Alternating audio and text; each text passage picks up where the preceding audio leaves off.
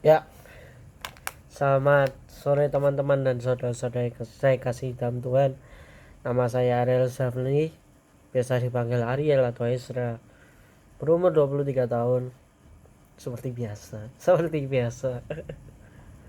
Ya, hari ini Ariel mau reminder aja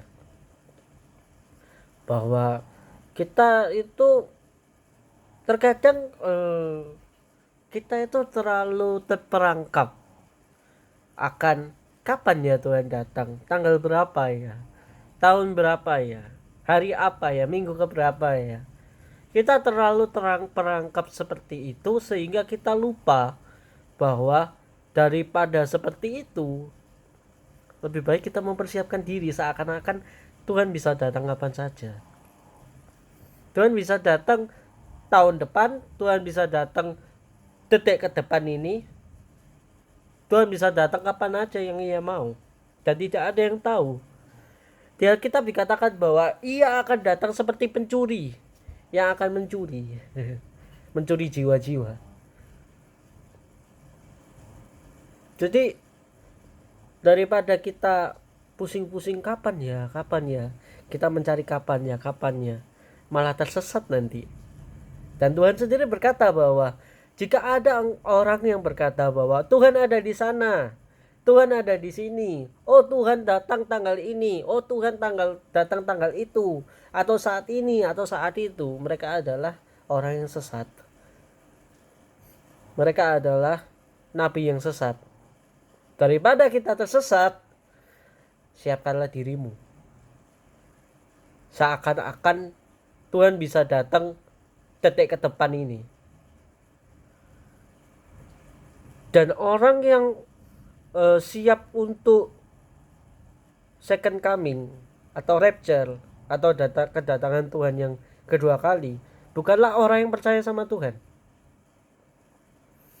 tapi adalah orang yang ada perubahan hidup, ada buahnya dari kehidupannya, lifestyle-nya itu, cara dia hidup itu menandakan bahwa dia itu mempersiapkan diri untuk Tuhan. Maksudnya gimana, Real? Orang yang percaya sama Tuhan nggak selalu dia itu hidupnya benar. Di firman Tuhan berkata bahwa setan pun tahu akan Alkitab, tahu Tuhan Yesus itu Tuhan. Bahkan ia takut dan gentar. Ayat itu bukan berkata bahwa oh ya, orang yang hanya pengetahuan aja. Itu juga berkata kepada orang yang ada loh, orang Kristen ya, yang hanya menjadikan bahwa Tuhan Yesus penyelamat, Tuhan Yesus adalah Tuhan dan lain sebagainya, itu sebagai pengetahuan. Kita hanya percaya bahwa oh ya, Tuhan bisa menyelamatkan kita, Tuhan itu adalah Tuhan, Yesus adalah satu-satunya Tuhan dan lain sebagainya. Tapi perubahan hidupnya itu tidak ada. Buah buah yang dihasilkan dari kehidupan kerohaniannya itu tidak manis, tidak berbuah bahkan.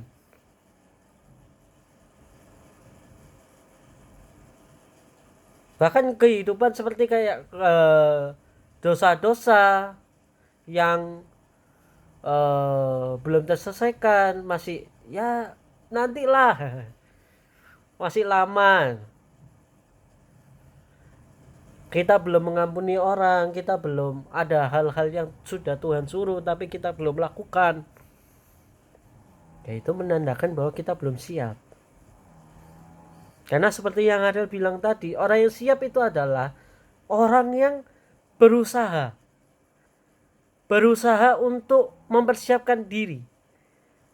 Dosa-dosa yang belum terselesaikan, ia selesaikan dengan Tuhan. Masalah-masalah yang belum terselesaikan, ia selesaikan dengan Tuhan. Tuhan suruh apa, dia lakukan. Alkitab berkata apa, dia lakukan. Bukan berarti keselamatan kita itu dari usaha kita ya, bukan. Tapi kalau misalnya kita memang selamat, kalau misalnya Tuhan memang menyelamatkan hidup kita, kita sungguh-sungguh mengikut Tuhan, akan ada buahnya gitu loh. Akan ada perubahan sikap, perubahan cara berpikir, akan ada perubahan yang bisa orang lain lihat, orang-orang terdekat kita itu bisa lihat, oh iya, ini memang orang yang sudah berubah, orang yang sudah bertobat. Tetapi sekali lagi bukan dari validasi atau apa ya, itu bukan menjadi validasi kita, tetapi itulah yang menyebabkan kita tahu bahwa oh iya, kita ini sudah berubah loh. Dari apa? Dari perkataan orang lain akan tentang kita. Apakah masih sama aja? Apakah Ariel yang dulu masih sama dengan Ariel yang sekarang? Kalau masih sama ya berarti pertobatannya Ariel itu palsu. As simple as that.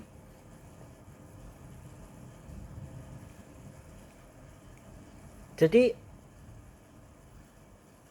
jangan terlalu fokus ke kapan Tuhan datang, tapi fokuslah minta perbantuannya Tuhan untuk mempersiapkan diri. Minta pimpinan Roh Kudus, minta bimbingan Roh Kudus. Dan buat orang yang mendengarkan, saudara-saudari yang mendengarkan Ariel, video Ariel ini, yang belum terima Tuhan, terimalah Tuhan. Terimalah Tuhan Yesus, terimalah Yesus Kristus sebagai Tuhan dan juru selamatmu. Satu-satunya Tuhan itu adalah Tuhan Yesus. Satu-satunya penyelamat itu adalah Yesus Kristus. Dia sudah mati di kayu salib dan bangkit hari ketiga setelah itu. Dan Yesus tidak berkehendak untuk ada umatnya yang masuk ke neraka. Tapi kalau misalnya kita tidak percaya sama Yesus, ya you know where you will end up. Karena ada dikatakan bahwa akulah jalan kehidupan dan kebenaran. Tidak ada yang dapat mencapai Bapa tanpa melalui aku. Itu Tuhan Yesus yang berkata. Di Yohanes berapa gitu, Ariel lupa. Sekian dari Ariel, mari kita tutup dalam doa. Selamat sore Bapa, saat sore Tuhan Yesus, saat sore Roh Kudus. Tuhan, terima kasih atas kamu Tuhan pada hari ini Tuhan. Terima kasih atas reminder-Mu Tuhan. Terima kasih atas firman-Mu Tuhan. Tuhan, pimpin kami Tuhan, ungkapkan Tuhan bagian manakah dari kehidupan kami yang belum kami serahkan kepadamu, agar kami dapat serahkan kepadamu Tuhan, agar kami dapat mempersiapkan diri, agar kami dapat ditemukan siap saat Engkau datang kedua kali Tuhan. Terima kasih Tuhan. Tuhan berkati segala apapun yang kami lakukan Tuhan, agar dapat berhasil semuanya Tuhan, dan dapat menjadi berkat bagi orang-orang di sekitar kami Tuhan. Biarlah kami dapat memberitakan Injil-Mu kemanapun kami pergi Tuhan, dengan berani Tuhan, dan dimanapun kami berada kami dapat menjadi berkat bagi orang-orang di sekitarnya kami Tuhan. Dalam nama Tuhan Yesus kami berdoa, amin. Thank you semua, God bless you, bye bye. Jangan lupa subscribe ya.